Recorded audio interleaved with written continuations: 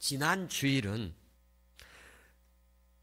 18절부터 23절까지 하나님께서 진노하신 이유에 대해서 인간이 하나님의 진노 아래에 있다라는 말씀을 나누었었고요. 오늘은 하나님이 진노하시는 하나님의 진노가 나타나는 내용이 어떤 내용들인가? 하나님이 진노를 하시는데 그 진노하신 이유를 지난 시간에 얘기했고, 오늘은 진노하신 그 내용들이 무엇인가? 그 가운데 세 동사가 있습니다. 내버려 두신다. 24절에 하나님께서 그들을 마음의 정욕대로 더러움에 내버려 두신다. 더러움에 내버려 두신다. 그리고 26절에 하나님께서 그들을 부끄러움 욕심에 내버려 두신다. 부끄러움에 내버려 두신다. 세 번째 28절에서는 하나님께서 그들을 상실한 마음대로 내버려 두신다. 상실에 내버려 두신다. 지난주에 하나님의 진노를 받으면 그들은 불의로 진리를 막고 썩지 않을 것을 썩을 것으로 바꾸고 하나님의 영광을 세속되는 더러운 것들로 바꾸고, 그러한 일들이 어떻게 일어나느냐 하면 허망한 생각을 가지고 허황된 생각을 가지게 되고, 그리고 그들은 미련한 마음을 가지게 되고, 그래서 어두워진 삶을 살게 되어진다. 그렇게 삶에 내어지게 돼서 하나님의 거룩한 것들을 이렇게 바꾸는 모습들이, 하나님을 사탄으로 바꾸고 의를 죄로 바꾸고 하나님의 나라를 세상으로 바꾸는, 영을 육으로 바꾸는 이런 모습들이 나타나는데, 그렇게 하니까 하나님께서 어떤 일을 하시냐면 내버려 두신다는 거예요. 이 내버려 둔다, 하나님께서 인간이 타락을 하니까 내버려 둔다는 말이에요. 그러니까 방치한다는 말도 되지만 더 깊은 어머니 의미가 있습니다. 이 내버려 둔다는 말은 인간에게 일어나는 하나님의 진노예요.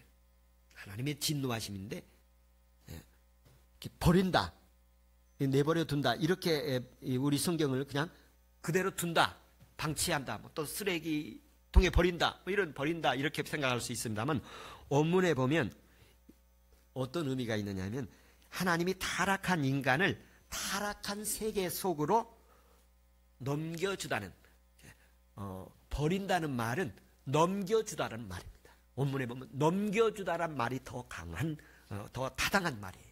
어떤 넘겨줌이 있느냐 하면 관할권을 넘겨준다는 말입니다.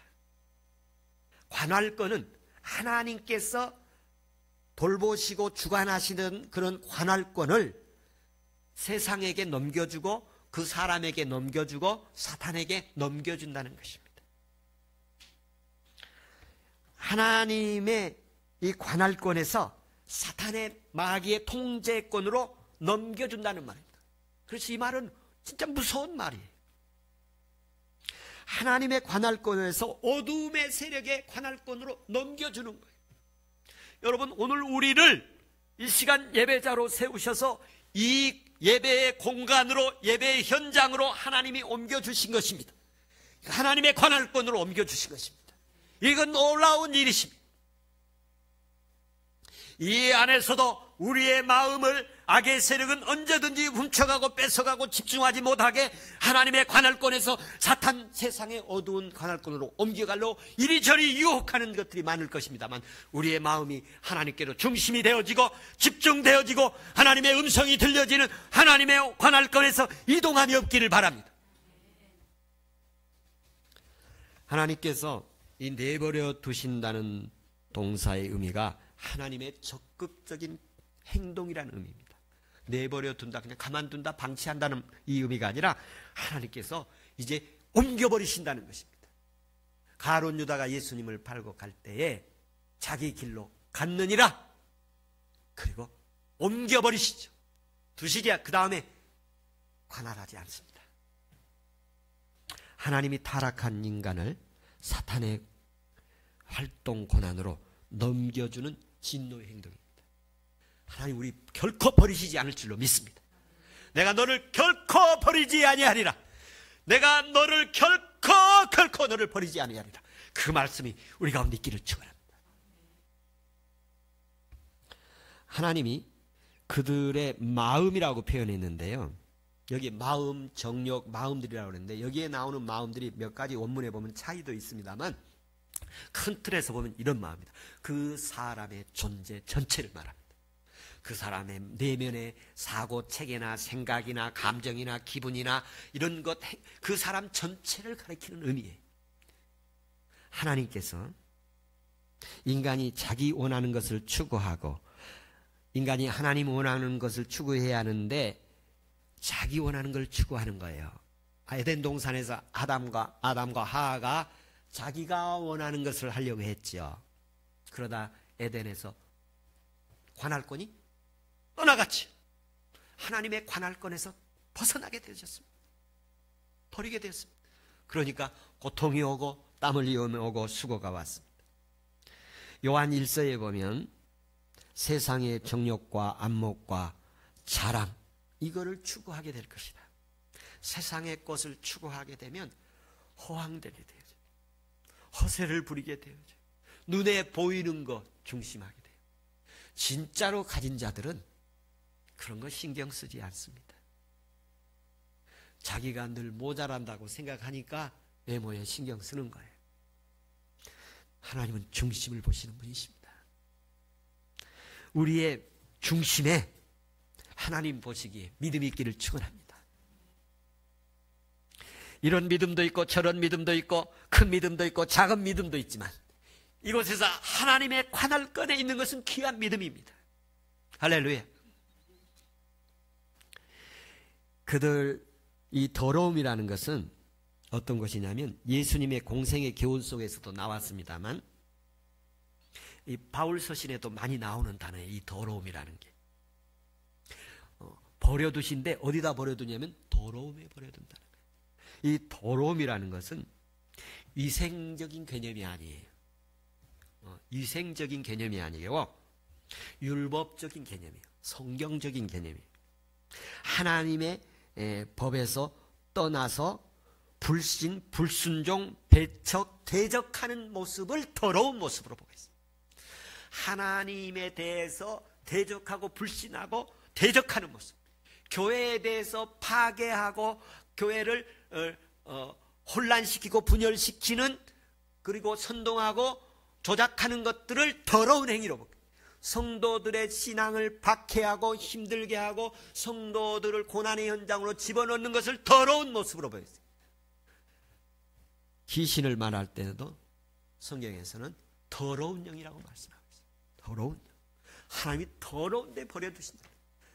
이 더러운 데 버려지면 귀신에게, 더러운 귀신에게 버려진 거고 귀신이 선동하고 조작하는 대로 하나님 대적하고 교회 파괴하고 성도들 박해하는 모습이 되어지는 거예요. 인간이 자기 욕심대로 추구하게 되어지고 바울의 신앙 속에서는 인간 전체를 더러운 것에 넘겨줬다고 보고 있어요. 우리 인간은 하나님 만나기 전에 더러운 것에 던져졌던 사람들. 그런데 하나님이 더러운 것을 우리를 구원하신 것입니다. 수렁에서 우리를 건지신 것이 죄악의 수렁에서 사탄의 수렁에서 사탄의 노예에서 죄의 노예에서 우리를 건져주신 것입니다. 더러운 것에서 우리를 건져주신 주님이십니다. 이 하나님의 진노에 대해서 말씀하지만 설교자는 우리 어떤 의미가 있느냐 하면 그 진노 받아 멸망하라는 것이 아니라 그 진노에서 나오라는 것입니다. 진노에서 구원받아야 한다는 것이 중심입니다. 인간이 더 이상 타인을 존중하지 않는 마음을 말합니다. 인간이 더 이상 다른 사람에 대해서 생각지를 않아 존중하지 않아. 다른 사람을 정상적인 한 인격체로 존중하지 않고 저 사람을 어떻게 사기쳐서 어떻게 저 사람을 이용해서 저 사람을 통해서 내가 이득을 취할까. 인간의 존엄성 상실을 말합니다. 더러움에 버려두면 그 사람은 사람이 안 돼. 사람이 아니라 짐승보다 못한, 사람이 존엄성을 상실하면 개보다 못하다고 그런 얘기도 우리 속담에 있지 않습니까? 짐승보다 못하게 되는 거예요. 인간은 천하보다 귀한 소중한 존재들인 줄로 믿습니다. 우리는 그 존재들이 하나님의 진노에서 구원받아야 할 줄로 믿습니다. 하나님 인간의 창조하실 때 하나님의 형상으로 만드시고 고귀한 존재로 만들었습니다. 그런데 이 인간이 타락해서 하나님 앞에 부끄러운 존재들이 되었습니다. 하나님께서 은혜 주셔서 거룩한 하나님의 은혜가 우리 가운데 회복되기를 축원합니다. 이 타락한 인간들의 마지막 모습은 뭐냐면 인간을 돈벌이 수단으로 사용하는 사회가 옵니다. 그래서 인간을 돈벌이 수단으로 사용하는 거예요. 가장 악한 지도자는 뭐냐면 백성들을, 국민들을 나라의 돈벌이로 생각하는 거예요. 하나님께서 우리 인간을 천하보다 귀한 존재로 만드신 줄로 믿습니다. 하나님께서 왜 그렇게 진노를 하시는가? 진리를 거짓으로 바꾸고 우상을 숭배하고, 그리고 그들은 하나님 앞에서 그들의 바꾸지 말아야 할 것을 바꾸고, 그래서 하나님이 그들을 더러움에 내버려 두시니까 그런 현상이 나타나는 거예요. 하나님의 진노받은 모습이라고. 하나님의 진노는 지난 여러분 소돔 고모라 성 하나님의 진노가 있었지 않습니까? 홍해를 건널 때 애국 백성들에 대해서 하나님의 진노가 있었지요. 하나님의 진노에는 하나님의 분노가 있고, 그리고 하나님의 진노가 나타나고, 그리고 하나님의 심판의 모습이 나타나요. 물어보겠습니다. 이스라엘 백성들이, 애국 군대가 홍해에서 수장될 때 이스라엘 백성들 슬퍼했습니까? 기뻐했습니까? 기뻐했지요. 왜 기뻐했죠? 악의 세력이 침몰되는 걸 보니까 기뻐했어요. 계시록에 보면 순교자들이 하나님 앞에 탄원을 합니다. 보좌에 앉으신 앞에 탄원을 하는데, 하나님 언제까지 그 심판을 더디하시려고 하십니까? 속히 내려 주십시오. 우리를 순교하게 만들었던 그 영혼들이 심판받는 것을 보고 싶습니다. 여러분, 독재자들 무너져야 됩니다. 독재자 무너지면 우리 기뻐하지 않겠어요? 기뻐해야 합니다. 이 세상에 독재자들이 많이 있습니다. 무너져야 합니다. 그럼 우리는 기뻐해야 합니다. 하나님께서 더러움에 내버려 두신 이 진노의 세상에서 우리가 살고 있는데, 거기서 믿음으로 이겨내기를 바랍니다.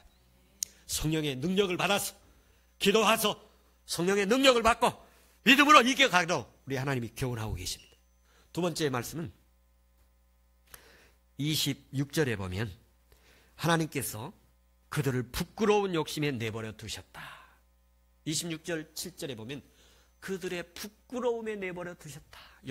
욕심이라는 건 그들의 정체성이에요. 그들의 정체성, 그들의 심령 상태 전체, 그들의 내면 상태, 사고, 체계, 그들의 몸 다 이 전체를 얘기합니다. 신체 전체를 얘기합니다. 그게 부끄러운데 내버려 두는데 두 가지를 얘기합니다. 26절에서는 여성들의 성, 그리고 27절에서는 남성들의 성인데, 초대교회부터 교부들부터 어떻게 해석했느냐 하면, 이거 2000년 전의 얘기예요. 이 글 써질 때가 2000년 전이에요. 그때 여성들이나 남성들이 동성애가 있음을 볼 수 있어요. 여성들은 24절 26절에 보면 여성들이 여자들도 순리대로 쓸 것을 바꾸어 영리로 썼다. 여성들의 동성애 모습을 말하고 있고, 27절에서도 남자들도 순리대로 여자를 쓰기를 버리고 서로 음욕이 불탔다. 남자끼리 성적 타락의 모습을 보이는 거예요. 2000년 전에. 그래서 이 땅에서 가장 하나님이 내버려 두신 모습 가운데 어떤 모습이 나오느냐면, 두 번째는 성적 타락들이 오는 모습입니다. 성적 타락. 지금 우리 사회가 이제 동성애 문제를 넘어서서 이제 동성 가족도 나오고, 가정도 나오고, 그 사람들 의료보험 지원해줘야 되는 그런 시대가 왔습니다. 그래서 이 부분에 대해서 우리가 어떤 자세를 가져야 되는가? 오늘 본문에 보면 부끄러운 것이라는 표현을 하고 있습니다. 부끄러운 것. 그 부끄러운 것인데 부끄러운 줄을 몰라. 부끄러움을 부끄러운 건지를 모르는 상태의 사람이 되는 거예요. 인간이 하나님의 창조의 원리가 파괴되어지면 이런 부끄러운 일들이 일어나는데 부끄러운 것이라고 생각지를 않아요. 자기만 그런 게 아니라 다른 사람들이 그거 옳다 옳은 일이다 같이 선동해서 동참하게 합니다. 우리나라에 이런 일들이 지금 공립학교에서 이 성에 대해서 가르치고 있는데요. 동성애에 대해서 우리 아이들이 개방되어 있는 상태의 교육을 지금 받고 있어요. 초등학교 공교육에서 우리가 심각한 그런 모습인데요. 하나님께서 믿음의 사람들에게 은혜 주시기를 원합니다. 하나님께서 역사해 주셔서 우리 한국 사회가 이 부끄러움을 모르고 살아가는 시대가 됐어요. 부끄러움을 모르고 살아가는 시대. 성경적으로 한국 사회는 지금 하나님의 진노가 나타나고 있습니다. 이걸 교회가 왜 이거를 이렇게 강하게 얘기를 해야 되느냐 하면요. 하나님이 이 땅을 세우신 창조의 원리가 세상을 만드시고 사람을 만들었는데 남성을 만들고 여성을 만드셨어요. 남성과 여성을 만들었던 이 하나님의 창조 원리가 깨지면 하나님의 말씀이 깨지는 거예요. 그리고 그걸 부끄러운 줄 모르고 그 사람도 인권이다. 그 사람도 하나의 인권이고 자유가 있다.